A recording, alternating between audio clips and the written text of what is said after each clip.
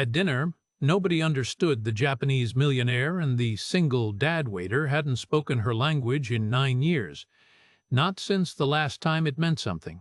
Not since the woman who taught him what those words actually sounded like when spoken with love drowned 40 meters below the Pacific. 9 years of silence. And now, in a candlelit private dining room on the Vancouver waterfront, with his hands trembling against a water pitcher, every one of those buried words is rising in his chest like a tide he can't stop. There's a billionaire at the table. Japanese.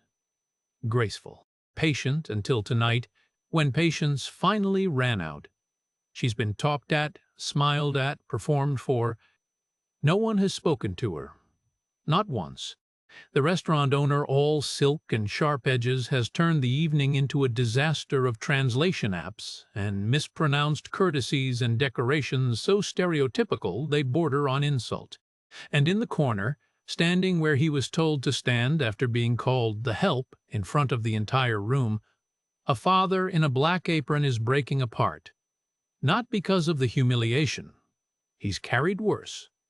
Because the woman at the table just said something in Japanese, something quiet, something she didn't think anyone could hear. And it hit him in a place he spent 9 years sealing shut because it's the same dialect his wife spoke, the same rhythm, the same warmth, the rough, unhurried Japanese of Osaka, where he once had a life and a home, and a woman who dove into the sea like she was going home. His 11-year-old daughter texted him an hour ago. 5 words that are still glowing on the phone in his pocket. Mom would want you to help her. She's right, and he knows it. And that's the most terrifying thing of all, because speaking means remembering, and remembering means feeling everything he crossed an ocean to escape. If you believe that the people who carry the most are often the ones no one thinks to look at, stay with this story. What this father does next will break you open and put you back together. Before we begin, subscribe and tell me in the comments, what's the hardest thing you ever had to let yourself feel again? But to understand the weight of what's about to happen, we have to go back 3 weeks to a quiet apartment in East Vancouver, where a man with no photographs on his walls was making breakfast for his daughter. The alarm went off at 5:45. Same as every morning. Julian Reeves reached for it in the dark, silencing it before the second beep. The apartment was still. Gray light pressed against the window of the narrow bedroom, and somewhere below, a truck rumbled down the street. He lay there for 3 seconds. Then he got up. The kitchen was small enough that he could reach the stove, the fridge, and the counter without taking more than 2 steps in any direction. He cracked eggs into a bowl, whisked them with a fork, and set the pan on the burner. The coffee maker gurgled beside the sink. These sounds were the architecture of his mornings. The same notes, the same order, the same quiet. Suki appeared in the hallway at 6:15, backpack already on one shoulder, hair pulled into a loose ponytail she'd done herself. 11 years old, and she moved through the apartment like she'd memorized every inch of it. She had. "Eggs are almost done," Julian said. She slid into her chair and opened a school notebook. He set the plate in front of her and leaned against the counter with his coffee. The walls behind her were bare. No frames, no photographs. Just a calendar from the hardware store down the block and a drawing Suki had done in 2nd grade. A yellow house with a red door that didn't look like anywhere they'd ever lived. "Dad," Suki said, not looking up from her notebook. "Is Oban in August or September?" Julian's thumb pressed harder against the mug. "August, usually." "Why?" "We're doing a project on holidays from different cultures. I picked Oban because it's Japanese." She paused. "That's the one where you light lanterns for people who died, right? Mom would have done that." The coffee was too hot. He drank it anyway. "You should check online for the exact dates," he said. "They shift around a bit." Suki looked up. Her eyes dark, direct, so much like her mother's that some mornings it hit him before he was ready, held on his face for a moment. She nodded slowly, the way she always did when she understood he wasn't going to say more. She went back to her notebook, and Julian went back to his coffee. He walked her to the bus stop at 7:10. She hugged him with one arm, the other holding her backpack strap, and climbed on without looking back. He watched the bus pull away. Then he turned and walked 4 blocks to the SkyTrain station. The Harbor Stone sat on the waterfront in Cole Harbor, all glass and steel and waterline views. The kind of place where a single appetizer cost more than Julian spent on groceries in a week. He entered through the service door in the alley, clocked in, and tied on his apron in the staff room. The smell was always the same: lemon polish, fresh bread from the morning prep, and the faint salt of the harbor pushing through the ventilation. He'd worked here 5 years, long enough to know every table number, every wine on the list, every shortcut through the kitchen. Long enough that the cooks nodded at him and the front of house manager left him alone. Not long enough for anyone to ask him a personal question. That was fine. That was the point. The lunch service was routine. Julian moved through the dining room the way he always did, present when needed, gone when not. He refilled water glasses before they dropped below half. He cleared plates from the left. He anticipated the second bread basket, the extra napkin, the check timed to the last sip of espresso. Guests looked through him the way people look through a clean window. They saw the view. They never saw the glass. Vanessa Caldwell arrived at 2 o'clock. He knew she was on the floor before he saw her. The hostess straightened. A busboy adjusted his collar. The bartender wiped down a surface that was already clean. She moved through the dining room in a cream blazer and heels that clicked against the hardwood like a metronome. She paused at 3 separate tables to smile at regulars, touching shoulders, laughing at things that weren't funny. Every gesture was a performance, and every member of the staff was her audience. Julian kept his head down and polished a water glass. The evening shift brought a steady crowd. Around 7:30, a couple was seated at table 9, Julian's section. They were Japanese, mid-60s, well-dressed. Tourists, perhaps, or visiting family. The woman ordered in careful English. The man studied the wine list in silence.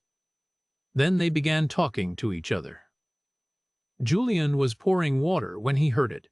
Soft, unhurried Japanese, the woman describing a temple they'd visited in Stanley Park, the man saying it reminded him of one near their home in Nagano. Simple conversation. Ordinary words. The pitcher wavered in Julian's hand. Just slightly. Just enough that a drop slid down the glass and pooled on the white tablecloth. He set the pitcher down, wiped the drop with a cloth napkin, and moved on. In the kitchen, he stood at the service station and pressed his palms flat against the steel counter. Marco, the sous chef, glanced at him from behind the pass. "You okay?" "Fine," Julian said. His hands were steady again by the time he picked up the next order.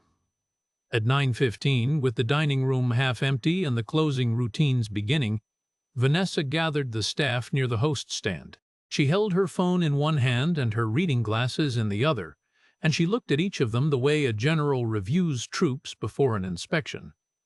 "Tomorrow morning, 9 o'clock, full staff meeting in the private dining room," she said. "No exceptions. I don't care if you're off the schedule. Be here." She let the silence land. "We have the most important dinner in this restaurant's history coming at the end of this week, and every single one of you is going to be ready for it." She turned and walked toward her office without another word. The staff looked at each other. Nobody spoke. Julian untied his apron, folded it into his locker, and caught the last SkyTrain home. The city slid past the window in streaks of light. He didn't look at it. He was listening to something else. A woman's voice in a restaurant, describing a temple, speaking a language he hadn't let himself hear in 9 years. When he got home, Suki was already asleep. Her school notebook was still open on the kitchen table. At the top of the page, in her careful handwriting, she had written a single line: Oban the festival, where the living talk to the dead. Julian closed the notebook. He turned off the kitchen light, and he stood there in the dark for a long time, listening to the silence of an apartment with no photographs on its walls. The staff arrived at 9 the next morning. All of them. Even Danny, the part-time busboy who only worked weekends, stood near the back of the private dining room with his jacket still on. Nobody wanted to find out what happened if they didn't show. Vanessa was already there when Julian walked in. She stood at the head of the long table in a charcoal dress and silver earrings, a tablet in one hand, the other resting on the back of a chair like she was posing for a magazine cover. The private dining room smelled different today. New candles. Something floral, and underneath it the chemical sweetness of fresh paint. Julian saw the decorations before Vanessa said a word. Paper lanterns hung from the ceiling in a cluster, the cheap kind sold at party supply stores, red and white with gold tassels. A folding silk screen stood against the far wall, printed with a generic mountain scene, still creased from the packaging. Plastic cherry blossom branches filled 2 tall vases on either side of the doorway. A small porcelain cat sat on the windowsill, one paw raised, the kind you'd find at a souvenir shop in an airport. Julian's hands went still at his sides. He looked at the silk screen. He looked at the cherry blossoms. His jaw tightened, just slightly, and then he looked at the floor. "This Friday evening," Vanessa said, "we are hosting Mrs. Kimiko Saito." She tapped her tablet and read from notes she'd clearly rehearsed.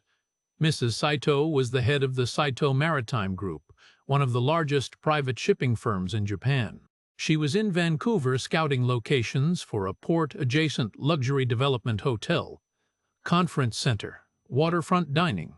The project was worth over $100 million, and Vanessa had spent 5 months working through intermediaries to get this single dinner. "This is not just a dinner," Vanessa said. "This is an audition. And we are going to make Mrs. Saito feel like she has never been more welcome anywhere in this city." She gestured at the decorations with an open hand, the way a real estate agent presents a kitchen. "I've had all of this brought in specifically for her. I want this room to say, 'We understand you. We respect your culture. Every detail matters.'" A server named Lisa glanced at Julian. He didn't look back. His eyes stayed on the porcelain cat with its frozen little wave. Vanessa assigned positions. Julian would lead the service in the private dining room. 2 support servers would handle the courses. A professional interpreter had been booked through an agency downtown and would arrive an hour before the guest. "One more thing," Vanessa said. She looked around the room the way a teacher looks at a class she doesn't trust. "When you're in that dining room, you are invisible. You do not speak unless spoken to. You do not make eye contact with Mrs. Saito. You serve, you clear, you disappear. Am I understood?" Nods around the room. Julian nodded with them. She then attempted to walk the staff through basic Japanese greetings. She pronounced konnichiwa with the emphasis on the wrong syllable. She said arigato, like it rhymed with tomato. 2 of the younger servers smiled behind their hands. Julian didn't smile. He stood perfectly still, like a man listening to someone play a song he loved on an instrument that was badly out of tune. The hours passed slowly. Julian polished glasses, set the private dining room table 3 times until Vanessa approved the spacing, and steamed the tablecloth until it held no wrinkles. By 6 o'clock, the candles were lit and the paper lanterns glowed a dull, cheap orange. The interpreter didn't come. At 6:15, Vanessa called the agency from the hallway outside the kitchen. Julian heard her voice rise, crack, then go flat. "Scheduling error. Double booking. No replacement on a Friday night." She walked back into the private dining room, with her phone still in her hand and a smile locked on her face like a door bolted from the inside. Mrs. Saito arrived at 6:30. She was smaller than Julian expected. Silver-haired, straight-backed, dressed in a dark blue suit with no jewelry except a thin gold watch. She moved through the room with the kind of stillness that comes from decades of being the most important person in it. Behind her walked a younger man in a dark suit, Mr. Brains. Endo, her assistant, carrying a leather portfolio. Mrs. Saito looked at the paper lanterns. She looked at the cherry blossoms. Her expression didn't change, but her eyes moved past them, the way a person steps over something left on a sidewalk. Vanessa greeted her in English, speaking slowly and too loudly. She held up her phone with a translation app open and pointed at the screen. Mrs. Saito glanced at it, then looked at Vanessa with a patience that was clearly running on its last reserves. The first course arrived. Vanessa had ordered a sushi platter as a starter, despite the fact that the Harborstone was a French-influenced West Coast restaurant and did not have a sushi chef. The fish was fine. The presentation was clumsy. Mrs. Saito picked up one piece with her chopsticks, ate it, and set the chopsticks down. She did not pick them up again. Vanessa tried the app twice more. Both times it translated her words into stiff, robotic Japanese that made Mr. Endo blink. Mrs. Saito responded in short, polite phrases. The conversation went nowhere. Vanessa's smile had begun to tighten at the edges, and her fingers pressed harder against the phone case each time she tapped the screen. Then the second course came out wrong.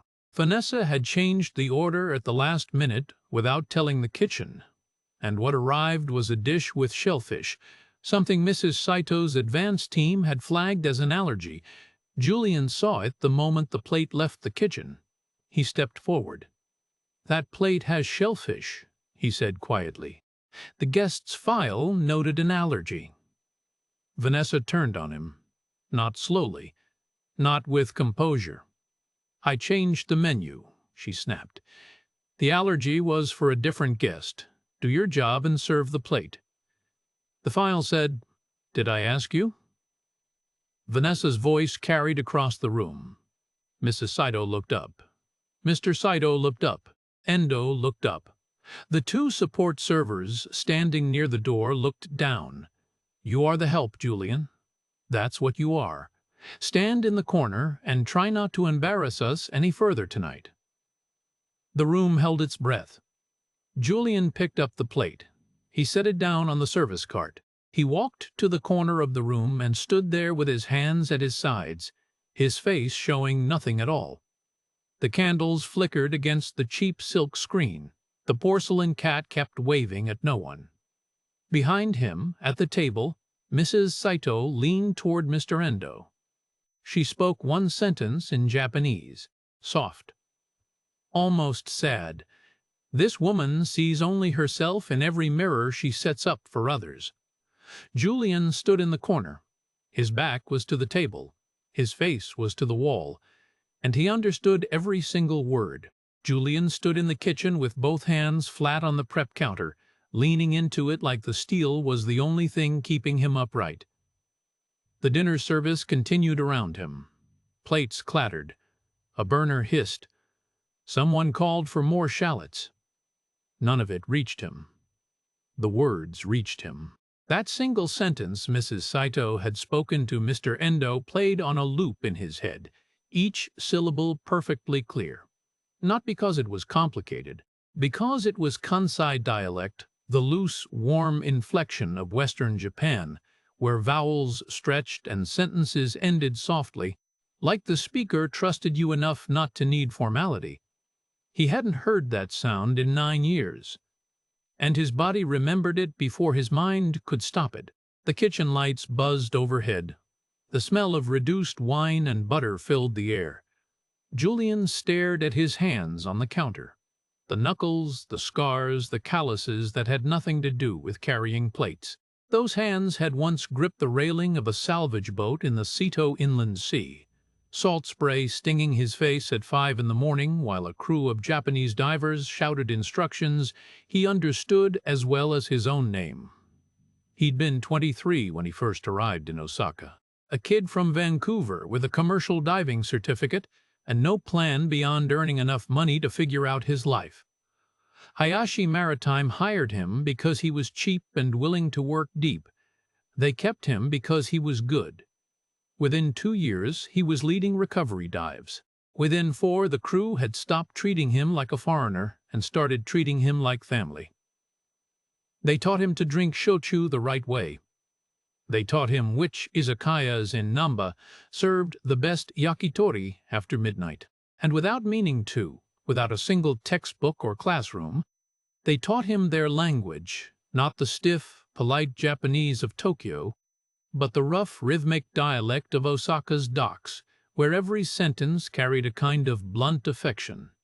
He met Chihiro at a harbor festival in Kobe. She was a marine biologist working for a coastal research institute, and she was standing at the edge of the pier examining something in the water while everyone else watched the fireworks. He asked her what she was looking at. She told him a jellyfish. He told her that was the least romantic thing anyone had ever said at a fireworks show. She laughed, and the sound of it, sudden, unguarded, was the first thing he loved about her. They married in a small ceremony in her parents' garden. Suki was born the following spring in a hospital in Kobe, and Chihiro named her a name that meant beloved in the way Chihiro's grandmother had once used the word. Their apartment in Osaka was small, with windows that faced the harbor. Chihiro hung wind chimes on the balcony, and on quiet evenings Julian could hear them from the kitchen while he cooked, and she sat cross-legged on the floor, reading research papers aloud to Suki, as if a 6-month-old could understand tidal patterns. That was the life. 12 years of it, physical and full and anchored to the sea and to each other. The dive was supposed to be his, a recovery operation off the eastern coast of Shikoku. A cargo container had broken loose from a freighter in rough weather and sunk in 40 meters of water. Standard job. Julian had done dozens like it, but the night before a fever hit him sudden, heavy, the kind that pinned him to the bed. Chihiro called the team leader. She had her own certifications. She'd done salvage work before, years ago, before the research institute.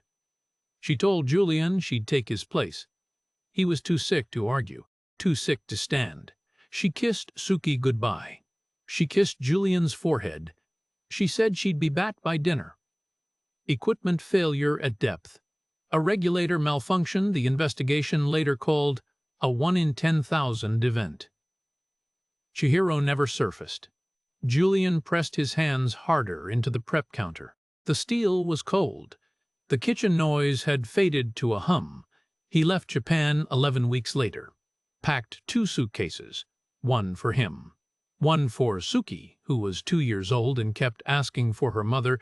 In a word, she'd invented a sound halfway between mama and the Japanese word for sea. He flew to Vancouver because it was the farthest place he'd ever called home. He sold his dive certifications. He changed his phone number. When Hayashi Maritime called to check on him, he didn't answer. When they stopped calling, he was relieved. He took a job bussing tables at a steakhouse downtown, then a serving job at a hotel restaurant, then the Harbor Stone. 5 years of carrying plates and filling glasses and standing in corners, and not once, not a single time, did he speak the language that had been the architecture of his entire adult life. Until tonight, when a woman he didn't know said a sentence he understood perfectly, in a dialect that sounded like home, he clocked out without speaking to anyone. The bus ride home took 40 minutes. He sat in the back and watched the city lights blur past the window. When he opened the apartment door, the kitchen light was on. Suki was sitting at the table in her pajamas, her school notebook open in front of her. "You're late," she said. "Service ran long." She looked at him. That look, the one that saw through every deflection, every half-truth, every careful rearrangement of the facts. She had her mother's eyes, and she used them the same way Chihiro had, not to accuse, but to wait. "Dad, are you okay?" "I'm fine, Suki." She closed her notebook. For a moment he thought she'd let it go. She usually did. "I signed up for the Japanese elective at school," she said. But it's only twice a week and the teacher is from Tokyo, so she talks different than how Mom used to talk. She paused. I don't have anyone to practice with, not the way Mom spoke. Julian stood in the kitchen doorway. The wind chimes were gone. They'd been gone for 9 years, but he could hear them anyway, faint and impossible, hanging on a balcony above a harbor on the other side of the world. We'll figure it out, he said. It was the closest he'd come to a promise in a long time, and they both knew it wasn't enough. He waited until she was asleep. Then he sat at the kitchen table in the dark and stared at his phone. The restaurant group chat had a new message from the front-of-house manager, sent 20 minutes ago. Vanessa has rebooked Mrs. Saito for tomorrow evening. New interpreter confirmed. Full staff required. No exceptions. Julian set the phone face down on the table. He sat there for a long time, alone in the apartment with no photographs on its walls, listening to the silence where wind chimes used to be. Vanessa had added more decorations. Julian saw them the moment he walked into the private dining room the following evening. A second silk screen, this one printed with koi fish. A bamboo mat placed under the centerpiece. A small wooden sign near the bread plates with the word "Welcome," painted in brushstroke lettering that was supposed to look Japanese but wasn't. It was just an English word written with a thick brush. The paper lanterns from the night before were still there.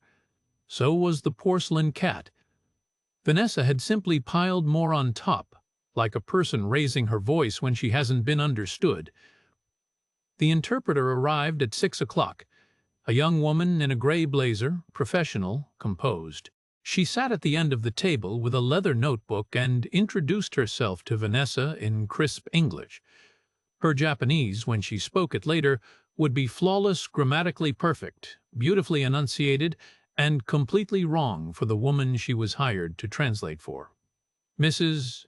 Saito arrived at 6:30. Same quiet entrance as the night before, same dark suit, same thin gold watch. Mr. Endo walked a half-step behind her, carrying the leather portfolio. Mrs. Saito glanced at the new decorations, the koi screen, the bamboo mat, the brush-lettered sign, and something in her posture shifted. Not a flinch. More like a door closing an inch further. She sat down. The interpreter greeted her in Tokyo standard, Japanese, formal, precise, the kind spoken in boardrooms and government offices. Mrs. Saito responded with a short nod and a single word of acknowledgement. It was polite. It was also a wall. Julian poured the water. He set down the bread. He moved through the room the way he always moved. Present, efficient, invisible. But his ears were open in a way they hadn't been in 9 years, and every sentence spoken at that table reached him like a radio signal he couldn't turn off. Vanessa launched into her pitch within 10 minutes. She spoke in long, eager sentences about the development project, the partnership terms, the projected returns. The interpreter translated each passage into clean, formal Japanese. Mrs. Saito listened. Her answers were short. One sentence where Vanessa had used 20. A nod where Vanessa expected enthusiasm. The interpreter kept translating faithfully, but the gap between what Vanessa wanted to hear and what Mrs. Saito actually said grew wider with every exchange. The candles on the table flickered in the draft from the kitchen door. Outside, rain tapped against the waterfront windows. Julian was clearing the appetizer plates when he heard it. Mrs. Saito had turned to Mr. Endo while Vanessa was distracted checking something on her phone.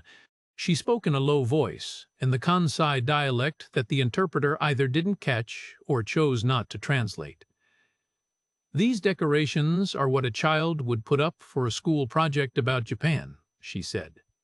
This woman has not done me the courtesy of learning a single real thing about my country. Mr. Endo said nothing. He didn't need to, Mrs. Saito continued, her voice barely above a murmur. Takeshi would have known in 5 minutes whether these people were sincere. I wish he were here to tell me I'm not wrong to feel this way. Takeshi, her husband's name. Spoken the way you speak the name of someone who has been gone long enough that the grief has become a companion instead of a wound. Julian set the plates on the service cart. His hands were steady. His face showed nothing. But something behind his ribs had shifted, like a key turning in a lock he'd forgotten existed. He carried the plates into the kitchen and nearly walked into Marco. The sous chef was leaning against the door frame with a towel over his shoulder, watching Julian with the same look he'd been giving him all week, curious, careful, not quite willing to let it go. "You understand them," Marco said. "Not a question. I don't know what you're talking about." "Julian," Marco kept his voice low, "I've been watching you for 2 nights. Every time she talks, your hands change. You grip things tighter, you slow down, you're listening." Julian set the plates on the counter. "I'm doing my job." Marco studied him for a long moment. Then he nodded, the way a man nods when he knows he's right but decides not to push. "Okay," Marco said, "but whatever it is you're carrying, brother, it's getting heavy. I can see it from here." He turned back to the kitchen line. Julian stood still for 3 seconds, then picked up the next course and walked back into the dining room. The dinner ended at 9:15. Mrs. Saito thanked the interpreter politely, shook Vanessa's hand with a grip that lasted exactly 1 second, and left with Mr. Endo. She had not agreed to anything. She had not refused anything. She had simply withheld. And Vanessa, who needed to be chosen the way other people needed oxygen, was unraveling because of it. Julian was wiping down the service station in the hallway when Vanessa found him. She didn't bother with the dining room voice this time. No smile, no performance. Just a woman whose mask had cracked enough to show what was underneath. "2 dinners," she said. "2 dinners and she still hasn't committed. Do you know what that means for me?" Julian said nothing. "I've spent 5 months setting this up. 5 months. And she sits there like a statue while I put everything on the table for her." Vanessa stepped closer. "Tomorrow night is the last chance. If this falls apart, I'm going to need to explain it to my investors. And when I do, I'm going to need a reason." She looked at him the way people look at something they're measuring for disposal. "You've been off all week, Julian. Distracted. Sloppy. Whatever's going on with you, fix it or don't come back, and I mean that. If tomorrow goes wrong, you're done. Not just here. I know every owner in this city. You won't carry a plate in Vancouver again." She walked away. Her heels clicked down the hallway and disappeared behind her office door. Julian finished wiping the station. He hung up his apron. He rode the SkyTrain home in the dark with his hands in his lap and the sound of a dead woman's name echoing in a voice that wasn't his wife's but carried the same weight. When he got home, the apartment was dark. Suki was in her room. He assumed she was asleep until he saw the glow of her phone under the door. His own phone buzzed in his pocket. A text from Suki, sent 2 minutes ago. "Mom would want you to help her, Dad. You know that." Julian stared at the screen. The words glowed in the dark hallway. He read them once. Then again. He didn't know how Suki had sensed it. The Japanese woman, the language, the feeling of standing at the edge of a life he'd sealed shut. Maybe children just knew. Maybe daughters knew best of all. He didn't reply. But he didn't delete it. He sat on the edge of his bed with the phone in his hand, the screen slowly dimming, and Suki's message burning through the dark like a lantern someone had lit for him across a distance he wasn't sure he could cross. He saw it at the bus stop. Suki was standing 2 steps ahead of him, her backpack slung over one shoulder the way she always wore it, and there, clipped to the front zipper, was a small fabric charm. Faded red silk with gold thread. A tiny pouch, no bigger than a thumb, tied shut with a braided cord. An omamori. Julian stopped walking. His breath caught somewhere between his lungs and his throat and stayed there. He knew that charm. He knew exactly where it had come from. Chihiro had bought it at a shrine in Kobe the week before Suki was born. A protection charm for safe delivery, for health, For the kind of future you pray for when you don't yet know what your child's face looks like. It had hung on the rear-view mirror of their car in Osaka. After the accident, Julian had packed it into a box with everything else he couldn't look at, and pushed the box to the back of the bedroom closet, where it had stayed for 9 years. "Where did you get that?" he said.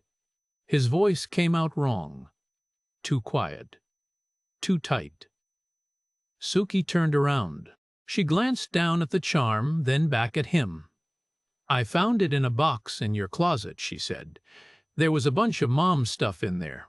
I wasn't snooping. The box was already kind of open." The morning air was cold and damp. A seagull called from somewhere over the rooftops. "It's a good luck charm, right?" Suki said. "From Japan?" Julian nodded. He couldn't speak yet.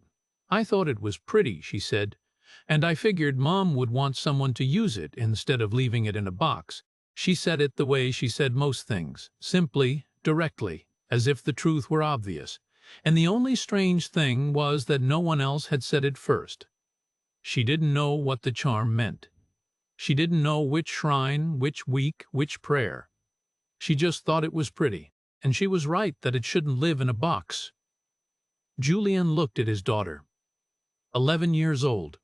Her mother's dark hair. Her mother's directness. Standing at a bus stop in East Vancouver with a piece of Kobe tied to her backpack like it belonged there. She stepped forward and hugged him, one arm around his waist, her face pressed against his chest for just a second. "I'm proud of you, Dad," she said. He didn't know why she said it. Neither did she. It wasn't connected to anything specific. Not the restaurant, not the dinners, not the Japanese woman whose words still echoed in his head. It was just something she felt and said because she was 11 and hadn't yet learned to hold things back. The bus came. She climbed on. The doors closed. Julian stood there on the sidewalk with his hands in his jacket pockets and a feeling in his chest like a wall that had been holding for 9 years had just developed its first real crack. He walked to the SkyTrain. He went to work. The Harbor Stone was worse than he'd ever seen it. The interpreter from the previous night had canceled a voicemail left at 7 that morning, polite but final. No reason given. Vanessa had been calling agencies since 8 o'clock. Every one of them was booked, unavailable or unwilling to take a last-minute Friday evening assignment for a client they'd apparently heard about through the industry grapevine. The staff knew. Julian could see it in the way they moved slower, quieter, keeping their heads down. Lisa, the server who'd been there almost as long as Julian, had red eyes. She'd been pulled into Vanessa's office that morning for something minor and had come out without speaking to anyone for an hour. Danny, the part-time busboy, had asked another server if they thought the restaurant was going to close. Nobody laughed.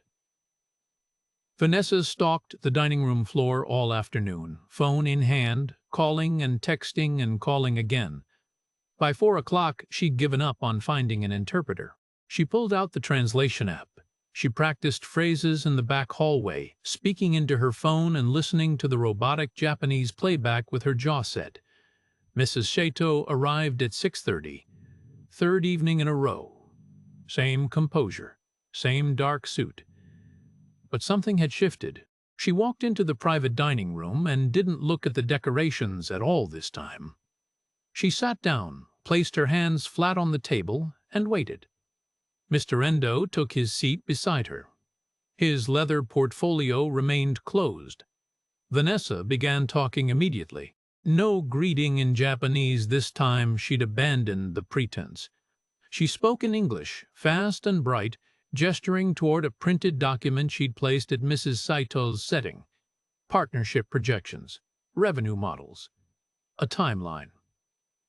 Mrs. Saito glanced at the document but didn't pick it up. The translation app sat propped against a water glass, ready to go. Vanessa typed a sentence. The app spoke it aloud in flat, mechanical Japanese. Mrs. Saito listened. She said one word in response. The app translated it back as understood. Not yes. Not I agree. Just understood. Julian carried the first course to the table. A dietary card had been pinned to the kitchen board specifying that Mrs. Saito did not eat raw shellfish. The plate in front of her contained scalloped crudo. Julian paused. He looked at the plate. He looked at Vanessa. He set it down without a word. Vanessa misread Mrs. Saito's polite nod as approval and laughed too loud, too long at something Mrs. Saito said through the app that was clearly not a joke. Mrs. Saito's eyes moved to Mr. Endo. A look passed between them. The kind of look that is a conversation in itself. The second course was sent back. A seasoning issue the kitchen could have caught.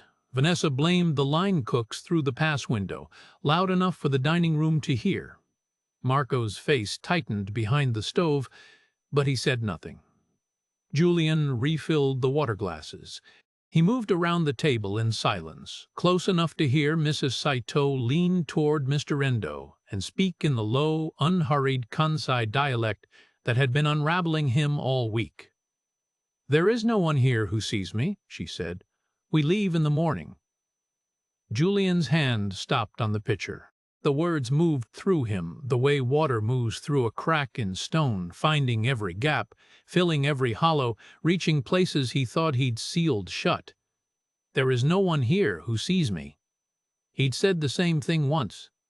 Not in those words, not in Japanese, but in the way he'd lived for 9 years, choosing invisibility, choosing silence, choosing the corner of every room, because standing in the center meant being seen.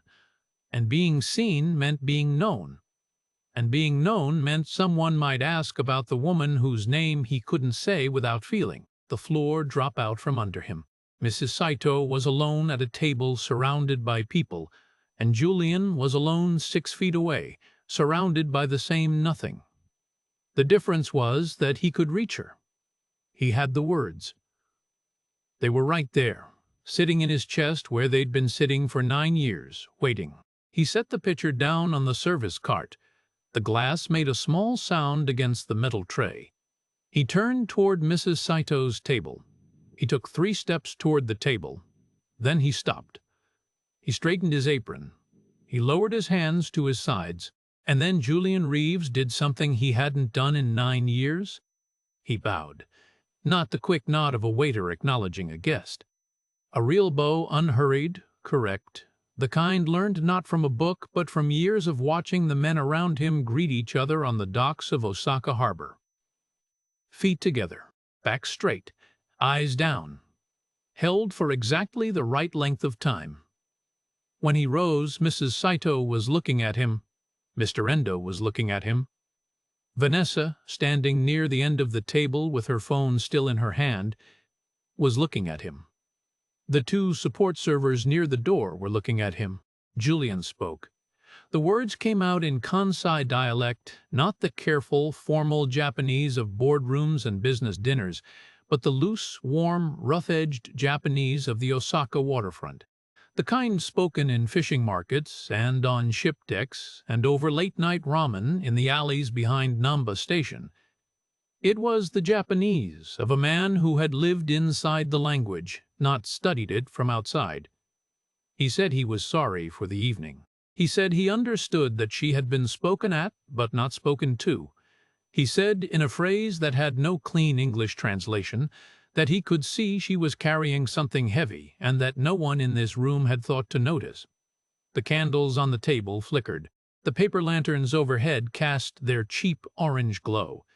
And in the middle of it all, a waiter in a black apron spoke a billionaire's language back to her with the accent of a dock worker. Mrs. Saito stared at him. 5 seconds. 10. Her hands, which had been folded tightly on the table all evening, slowly opened. Her fingers relaxed against the tablecloth. Then she laughed. Not a polite laugh. Not the careful, measured response she'd given Vanessa all week. A real laugh. Sudden, surprised, the kind that escapes before you can stop it. It came from somewhere deep, and it changed her entire face. The careful composure broke, and behind it was a woman who had been waiting 3 days for a single moment of genuine human contact. She responded in the same dialect. She asked him where in Osaka he'd learned to speak like that, because his accent sounded like the men who used to work on her husband's cargo ships. Julian answered. He told her he'd worked the waterfront, salvage diving, deep recovery operations in the Sato Inland Sea and along the Pacific coast. Mrs. Sato's eyebrows rose. She leaned forward in her chair. Outside, rain streaked the waterfront windows. The harbor lights made long reflections on the wet glass. She asked about his company. He told her Hayashi Maritime. She knew the name immediately. Her expression shifted from surprise to something quieter, something that looked like recognition. She said her late husband's shipping firm had contracted Hayashi for recovery work twice in the early 2000s. She asked if Julian had known a man named Goto, the operations chief. Julian nodded. Goto had trained him his first year. Goto had been the one who insisted Julian learn to tie a proper bowline before he was allowed on a dive boat. Mrs. Saito smiled, not the laugh from before, something softer. She said Goto had once told her husband that the best diver on his crew was a Canadian who cursed in Japanese when his equipment jammed. For the first time in the conversation, Julian almost smiled. Vanessa had been standing at the edge of the table through all of this, watching a conversation she could not understand unfold in her own restaurant. Her smile was gone. Her phone hung at her side. Her eyes moved between Julian and Mrs. Saito like a person watching something being taken from her in real time. "Julian," she said. Her voice cut across the room. "That's enough. Serve the food." Julian paused. He looked at Vanessa. Then he looked at Mrs. Saito. Mrs. Saito had understood the tone. She didn't need a translation for that. She turned to Julian and spoke clearly, deliberately, in Japanese. "Please tell this woman," she said, "that I would like you to stay." Julian translated, word for word. His voice was steady, his tone neutral. He did not add anything. He did not soften it. Vanessa's mouth opened. Then it closed. She looked at Mrs. Saito. She looked at Julian. She looked at the support servers by the door, as if expecting them to intervene. They didn't move. "Fine," Vanessa said. The word came out thin and tight, like air escaping a seal. She stepped back from the table. She crossed her arms. She watched. Julian turned back to Mrs. Saito. The conversation continued. He translated Vanessa's pitch materials, the partnership terms, the revenue projections. But Mrs. Saito was no longer interested in them. She asked Julian about the Vancouver waterfront. She asked about the port infrastructure, the shipping lanes, the seasonal traffic patterns. Julian knew the answers not from research, but from the years he'd spent on salvage boats navigating the same waters from the Japanese side. Mrs. Saito asked about his life. He told her he had a daughter, 11 years old. She asked if his daughter spoke Japanese. He said she was learning. Mrs. Saito nodded slowly, and something in her eyes changed, a softness, a weight, the kind that comes when one grief recognizes another without needing to name it. She told him her husband, Takeshi, had died 15 years ago, a heart attack on a ship in the Philippine Sea. She said that for the first 5 years after his death, she couldn't walk into a port without feeling like the ground was tilting beneath her. Julian said nothing. He didn't need to. The silence between them held more than any sentence could. In the kitchen doorway, Marco stood with his back against the frame, and his phone held low at his side. The screen glowed faintly. He'd been recording for the last several minutes, not the conversation, which he couldn't understand, but the room. The waiter speaking with quiet authority. The billionaire leaning forward like she'd found the first honest person in the city. And the restaurant owner, standing with her arms crossed and her jaw lopped, watching her own evening be taken apart by the man she'd told to stand in the corner. Mrs. Saito set her hands on the table. She looked at Julian with an expression that was no longer polite, no longer guarded. It was direct. "What is your full name?" she asked. "Julian Reeves," he said. She repeated it quietly. Then she tilted her head. "Julian Reeves," she said, "where did a man like you learn to speak like a man from Osaka?" Julian answered her question the only way he knew how.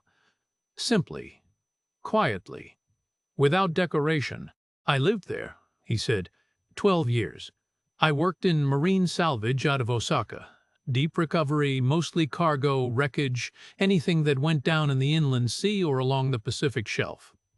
He spoke in Japanese. The words came easier now, as if the first ones had broken a seal and the rest were flowing through the gap. Mrs. Sito listened without interrupting. Mr. Endo had set down his pen. "My wife was from Kobe," Julian said. "She was a marine biologist. She studied tidal currents and coastal ecosystems. We lived in a small apartment near the harbor." He used the past tense. He didn't explain why. He didn't say the word died or accident or lost. He simply stopped talking about her, and the silence that followed was its own sentence. Mrs. Saito heard it. Her eyes changed not with pity, but with something older and more precise. Recognition. The kind that comes when you hear your own story told in someone else's voice. The candles between them had burned low. Wax pooled on the silver holders. The rain outside had softened to a steady murmur against the windows. "My husband's name was Takeshi," Mrs. Saito said. She spoke slowly, choosing her words the way a person handles something fragile. "He built the shipping company from 2 boats and a rented dock in Yokohama. He loved the sea more than he loved being comfortable. 15 years ago, he had a heart attack on a cargo vessel in the Philippine Sea. He was 63. She paused. Her hands rested flat on the table, very still. "For a long time after," she said, "I could not look at the ocean without feeling that it had taken something from me that it had no right to take." Julian said nothing. There was nothing to say. 2 people sat across a table in a restaurant full of cheap decorations and burned-down candles, and between them was a silence that held more truth than 3 evenings of translation apps and rehearsed pitches had managed. Mrs. Sito looked at him, not as a guest looks at a waiter, not as a businesswoman looks at a stranger. She looked at him the way one person looks at another when they have discovered, unexpectedly, that they are not alone. At the far end of the table, Mr. Endo cleared his throat softly. He had his phone in his hand. He leaned toward Mrs. Spence's. Saito and spoke in a low, professional tone.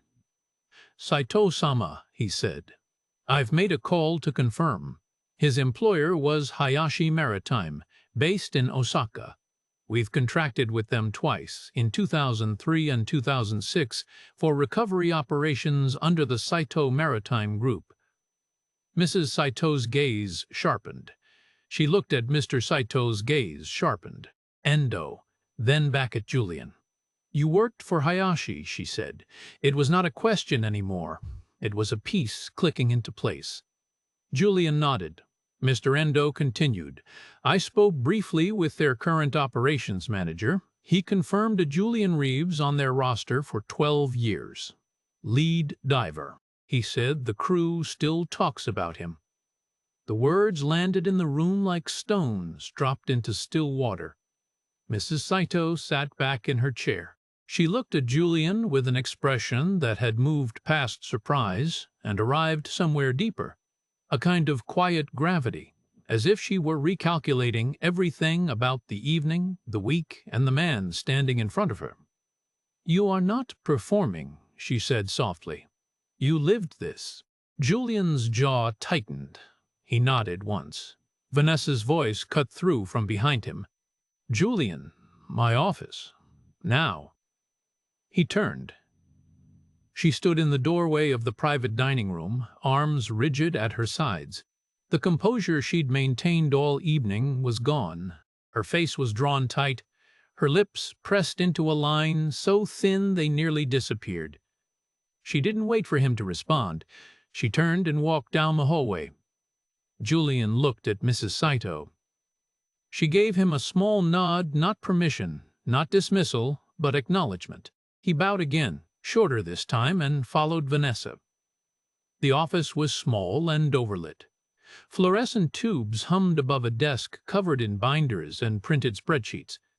Vanessa stood behind the desk with her hands braced on its surface, leaning forward like a person about to deliver a sentence. "What did you do in there?" she said.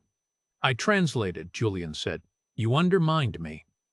Her voice was low and shaking. "In front of my guest, in front of my staff. You walked up to that table, and you made yourself the center of my dinner. My dinner, Julian, the one I've spent 5 months building." Julian stood with his hands at his sides. He didn't argue, he didn't explain. "You're a waiter," Vanessa said. "That's what you are. That's what I hired you to be. You don't speak to the guest. You don't sit down at the table. You don't decide what happens in my restaurant."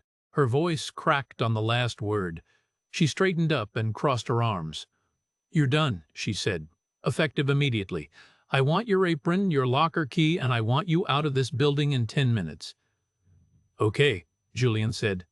The word was quiet, not defeated, not defiant. Just a man who had already made the choice that mattered and understood that this was the cost. He untied his apron. He folded it neatly and set it on the chair beside the door. He took the locker key from his pocket and placed it on top. Outside the office, in the hallway, Marco stood with Lisa and another server named David. They'd heard every word through the thin walls. Marco's phone was in his back pocket. His face was tight with the kind of anger that stays controlled because it's already decided what to do with itself. Julian walked past them without speaking. He collected his jacket from the staff room. He walked through the kitchen, past the prep stations and the dishwasher's alcove and the service door that led to the alley. The night air hit him. Cool. Damp. Salt from the harbor. He stood in the alley behind the harbor stone with his jacket over his arm and no job and no plan, and a feeling in his chest that wasn't pain. It was something else. Something lighter. Something that felt, for the first time in 9 years, like his own lungs filling all the way. He reached into his pocket for his phone. Before he could unlock it, the screen lit up. An incoming call. A number he didn't recognize. The country code at the front was one he knew by heart, though he hadn't dialed it in almost a decade. +81, Tokyo.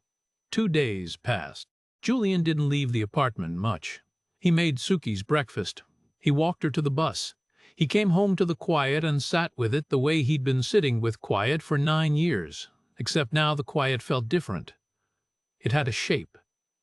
It was waiting for something. On Sunday morning, his phone rang. The Tokyo number again. This time he answered. It was Mr. Endo. His voice was polite, measured, and direct. Mrs. Saito wished to meet with Julian. Not at the Harbor Stone, not at any restaurant. At her hotel, the Fairmont Pacific Rim, downtown. Tomorrow afternoon, 2 o'clock. Would he be available? Julian stood in his kitchen with the phone pressed to his ear and the morning light coming through the window above the sink. He said yes. The Fairmont lobby smelled like cedar and fresh flowers. Julian wore the only button-down shirt he owned, ironed that morning on the kitchen counter. His shoes were clean but old. He carried nothing with him, no resume, no portfolio, no idea what this meeting was actually about. Mr. Endo met him at the elevator bank on the 14th floor and led him to a conference room at the end of the hall. Floor-to-ceiling windows looked out over the harbor. Cargo cranes, container ships. The working waterfront, visible in full from a room that cost more per night than Julian earned in a month. Mrs. Saito sat at the head of a small table. She wore a dark jacket over a white blouse. No papers in front of her. No laptop. Just a cup of tea and her hands folded around it. She greeted him in Japanese. He responded in kind. They sat. "I have been thinking about you, Julian-san," she said. "Not about what happened at that restaurant. about what you said, about who you are." She told him about the development project, a port-adjacent luxury complex hotel, conference center, commercial dining to be built on Vancouver's eastern waterfront. Her company had been scouting the city for 18 months. The project needed someone local, someone who understood Japanese business protocol, maritime infrastructure, and the culture of both countries well enough to move between them without translation. "I don't need an interpreter," she said. "I need a bridge." Julian's hands rested on the table. He looked at them, the scars, the calluses, the hands of a diver, not an executive. "I haven't worked in this world for 9 years," he said. "I know," Mrs. Saito said. "That is not what concerns me." She paused. Her eyes were steady on his. "What concerns me is whether you will allow yourself to come back to it." The harbor cranes moved slowly outside the window. A tugboat crossed the inlet, leaving a thin white line on the gray water. Julian didn't answer right away. He sat with the question the way he'd sat with quiet for 9 years, carefully, slowly, knowing that whatever he said next would change the shape of the silence. "I'll think about it," he said. Mrs. Saito nodded. That was enough for now. He was still thinking about it on Monday afternoon when his phone buzzed with a text from Marco. 3 words: "Check your email." The email was from Marco's personal account. No message in the body, just a forwarded link to a local food industry blog.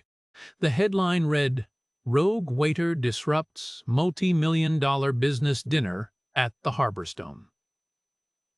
The article described an unnamed server who had overstepped professional boundaries and inserted himself into a private negotiation. It quoted an anonymous source close to the restaurant's ownership. Julian read it twice. Then he closed his phone and stared at the wall. An hour later, a second email from Marco arrived. This one had a video attached, 3 minutes and 40 seconds long, shot from the kitchen doorway. It showed Vanessa's private dining room, the paper lanterns, the cheap silk screens, the porcelain cat. It showed Mrs. Saito sitting with her hands clasped. It showed Julian speaking to her in Japanese while Vanessa stood with her arms crossed and her jaw locked. And it showed the moment Mrs. Locked. Saito laughed the real laugh, the first honest sound in that room in 3 nights. Marco hadn't sent the video to the blog. He'd sent it to Mr. Endo's email address, which he'd gotten from a business card left on the kitchen counter during the second dinner. He'd also sent it to every line cook, server, and dishwasher who had ever worked at the Harborstone. By Tuesday evening, the video had moved through Vancouver's restaurant community like water through cracks. Former staff began posting their own accounts. A hostess who'd been fired for calling in sick to care for her child. A sommelier who'd been publicly humiliated for recommending a wine Vanessa hadn't heard of. A prep cook who'd been told he was lucky to have a job at all when he asked about overtime pay. Vanessa's legal threat arrived Wednesday morning. A letter from a lawyer citing a non-compete clause in Julian's employment contract. Julian read it at the kitchen table while Suki ate cereal across from him. By Wednesday afternoon, Mrs. Saito's team had issued a brief public statement. The Saito Maritime Group was withdrawing from any partnership discussions with the Harborstone Restaurant Group. The Vancouver Port Development Project would proceed with different local partners. No further comment. Julian set the legal letter on the counter. He picked up his phone and called Mr. Endo. "I've thought about it," he said. "I'd like to meet with Mrs. Saito again, and I'd like to bring my daughter." The second meeting was on Thursday. Same hotel, same conference room, same view of the harbor. But this time, Suki sat beside him. She wore her school clothes and her backpack. She was nervous. Julian could see it in the way she held her hands in her lap, fingers laced tight. But when Mrs. Saito greeted her in Japanese, Suki answered. Her Japanese was halting. Her grammar was imperfect. She paused between words, searching for the right one, sometimes landing on it and sometimes choosing a simpler path around it. But she spoke, earnestly, carefully, in the language her mother had given her before she was old enough to remember receiving it. Mrs. Saito listened the way she listened to everything completely. When Suki finished a sentence about her school and her Japanese class, Mrs. Saito responded gently, slowly, adjusting her own speech to meet Suki where she was. Julian watched. His daughter, speaking her mother's language to a woman who understood what it cost to keep that language alive. He watched Suki's hands relax in her lap.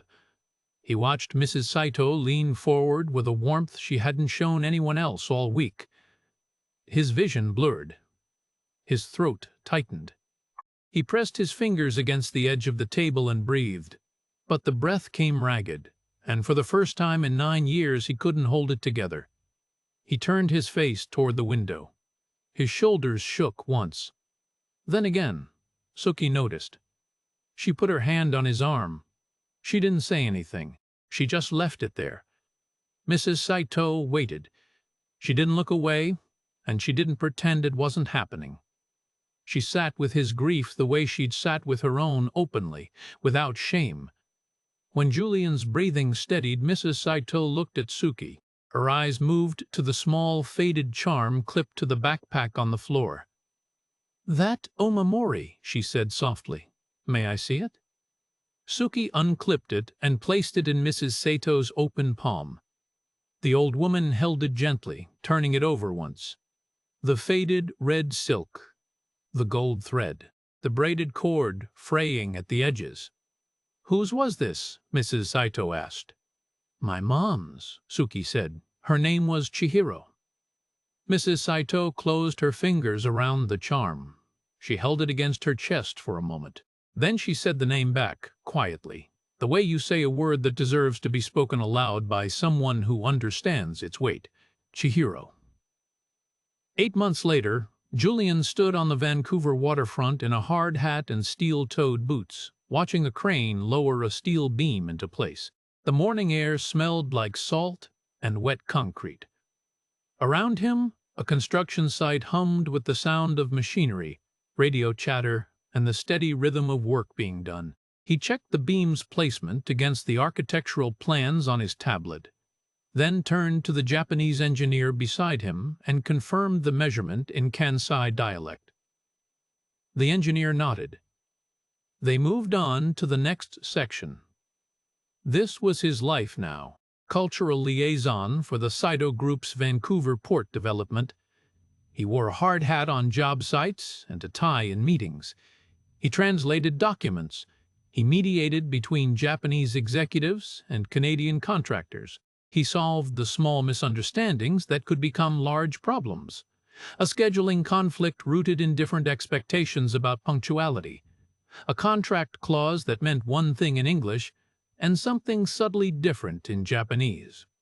He spoke the language every day, and it no longer felt like touching a wound.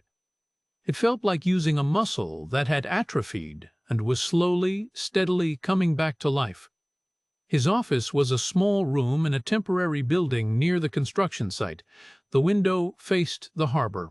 On his desk sat a photograph in a simple wooden frame. Chihiro, standing on the deck of a research vessel in Kobe, squinting into the sun with her hair blowing sideways and a grin on her face that made her look like she'd just been told a secret by the ocean. He'd found the photo in the same box where Suki had found the omamori. He'd framed it himself and brought it to work on his first day.